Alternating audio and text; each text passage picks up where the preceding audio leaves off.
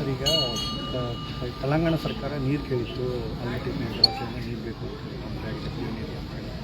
ಇದರ ಹಿನ್ನೆಲೆಯಲ್ಲಿ ರೈತರು ಕೂಡ ತೀವ್ರ ವಿರೋಧ ವ್ಯಕ್ತಪಡಿಸಿದರು. ಆದರೆ ನಿನ್ನೆ ನೀರು ಆಲ್ರೆಡಿ ಬಿಟ್ಟಿದ್ದಾರೆ. ನನಗೆ ಅದು ವಿಚಾರ ಗೊತ್ತಿಲ್ಲ. ನಾನು ನಿನ್ನೆ KDP ಸಭೆಯಲ್ಲಿದ್ದೆ. ನಾನು ಸಾಯಂಕಾಲ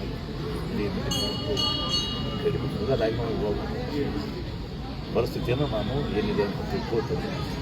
ಏನಾದರೂ ಅವ್ರ ಹತ್ತಿನಲ್ಲಿ ಏನಾದರೂ ಇರ್ತದೆ ಅದು ಕೊಡಲೇಬೇಕಾಗ್ತದೆ. ಅದು ಅಥವಾ ಮಾನವೀಯತೆ ದೃಷ್ಟಿಯಿಂದ ಕೊಡಬೇಕು. ಗೊತ್ತಿಲ್ಲ, ನನಗೆ ವಿಷಯ ಗೊತ್ತಿಲ್ಲ, ನಾನು ಮಾತಾಡೋದು ಸರಿ ಇಲ್ಲ. ನಾವು ವಿಷಯ ತಗೊಂಡು ಅದು ಪ್ರತಿಕೆ ಮಾಡ್ತೀವಿ. ಅಲ್ಲ, ಮಾನವೀಯತೆ ದೃಷ್ಟಿಯಿಂದನೇ ಕೊಟ್ಟಿದ್ದಾರೆ ಸರ್. ನನಗೆ ಗೊತ್ತಿಲ್ಲ, ನೀವು ಹೇಳ್ತೀರಾ ನಮ್ಮಲ್ಲಿ ಅಥವಾ ನಮಗೆ ಏನಾದರೂ ನಮ್ಮಲ್ಲಿ ನೀರಿನ ಕೊರತೆ. ಯಾಕಂದರೆ ನೀವು ನೋಡಿ ಒಂದು ಹೇಳ್ತೀನಲ್ಲ, ಇವತ್ತು ಕೇಳಿ, ನಾನು ಈಗಾಗಲೇ ಅಲ್ಲಿ ಒಂದು ಗಲ್ಗಲಿ ಬ್ಯಾರೇಜನ್ನು ಎತ್ತರಪಡಿಸಿದ್ದೀನಿ. ಅವಾಗ ಜಾಕೆಟಿಂಗ್ ಮೂಲಕ ನಮ್ಮ ಕೊರ್ತಿ ಕೋಲಾರ ಬ್ಯಾರೇಜನ್ನು ಎತ್ತರನೂ ಕೂಡ ಮಾಡಿದ್ದೀನಿ. ನಮ್ಮಲ್ಲಿ ಕೂಡ ವಿಶೇಷವಾಗಿ ಕುಡಿ ನೀರಿಗೆ ಯಾವ ಕಾಲಕ್ಕೂ ಸಮಸ್ಯೆ ಆಗಿದೆ. ಲೈವ್ ಸ್ಟೋರೇಜ್ನಲ್ಲೇ ನಾವು ಇದು ಮಾಡ್ತೀವಿ. ಅವಶ್ಯಕತೆ ಇದ್ದರೆ ಡೆಡ್ ಸ್ಟೋರೇಜ್ನೂ ನಾವು ತೆಗೆದುಕೊಳ್ಬೋದು.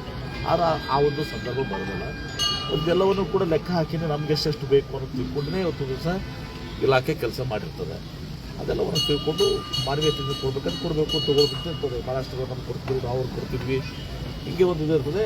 ಅಥವಾ ಅವರ ಅಲೋಕೇಶನ್ದಲ್ಲೇ ಉತ್ತರ ದಿವಸ ಏನಾದರೂ ಇರ್ತದೆ, ಅದು ನನಗೆ ಗೊತ್ತಿಲ್ಲ. ಅದನ್ನು ತಿಳ್ಕೊಂಡು ನಾನು ನಿಮಗೆ ಪತ್ರಿಕೆ ಸರ್. KDP ಮೀಟಿಂಗ್ನಲ್ಲಿ ಈಗ ಸ್ಟ್ರಾಂಗ್ ಆಗಿ, ಯಾಕಂದ್ರೆ ನಿನ್ನೆ KDP ಮೀಟಿಂಗ್ ಇತ್ತು, ಭಾಳ ಒಂದು ಕುತೂಹಲ ಕೇಳಿಸಿತ್ತು. ಯಾಕಂತಾರೆ ಯಾರ್ಯಾರಿಗೆ ಯಾವ ರೀತಿ ಆಗಿತ್ತು, ತೊಂದರೆ ಆಗ್ತಾ ಇದೆ, ಜನರಿಗೆಲ್ಲ ಯಾವ ರೀತಿ ತೊಂದರೆ ಆಗ್ತದೆ. ಅದೇ ಇವತ್ತು ದಿವಸ ಭಾಳಷ್ಟು ವಿದ್ಯುತ್ ಸಮಸ್ಯೆಗಳಾಯಿತು. ವಿದ್ಯುತ್ತು, ಮಕ್ಕಳ ವಿದ್ಯಾಭ್ಯಾಸ ಮಾಡಲಿಕ್ಕೆ ಸಾಯಂಕಾಲ ಸಿಗಲ್ಲಿ ರೈತರ ಒಂದು ಸಮಸ್ಯೆ. ರೈತರಿಗೆ ನೀವು ಅಗಲತ್ತು ನೀವು ಮಾಡಿಕೊಡಿ. ಮಕ್ಕಳ ಅಭ್ಯಾಸ ಪಾಠನೆಲ್ಲ ಅದರಲ್ಲಿ ಮಾಡೋದು ಸರಿಯಲ್ಲ.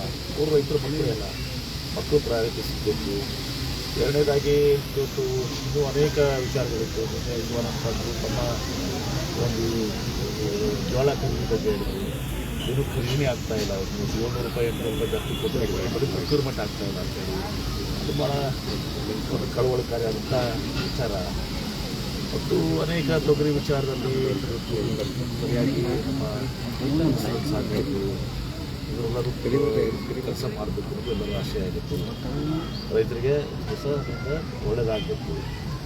ಜೊತೆಗೆ ಸರಾಯಿದು ಕೂಡ ಇವತ್ತು ನಿನ್ನೆ ಅದೊಂದು ಸ್ವಲ್ಪ ತಾಕೀತು ಮಾಡಿದ್ರು. ಪದೇ ಮಾಡಿದ್ರೆ ಎಲ್ಲ ಹೋಗಿ ಅಂಗಡಿಯಲ್ಲಿ ಇರ್ತಾರೆ, ಕಿರಾಣಿ ಅಂಗಡಿಯಲ್ಲಿ ಕೂಡ ಮಾಡ್ತಾರೆ. ಎಲ್ಲರೂ ಕೂಡ ತಿಂದು ಕೂಡ ಸ್ವಲ್ಪ ತಾಕೀತು ಮಾಡಿದ್ದೀನಿ. ಈಗೂ ಬೆಳಗ್ಗೆ ಕೆಲವು ಜನ ಬಂದಿದ್ದರು. ನೀವು ಹೇಳಿದ ಮೇಲೆ ಒಂದು ದಿವಸ ಬೇರೆ ಬೇರೆ ಅದರಿಂದ ಶೋಷಣೆಯೂ ಕೂಡ ಆಗ್ತಾಯಿದೆ.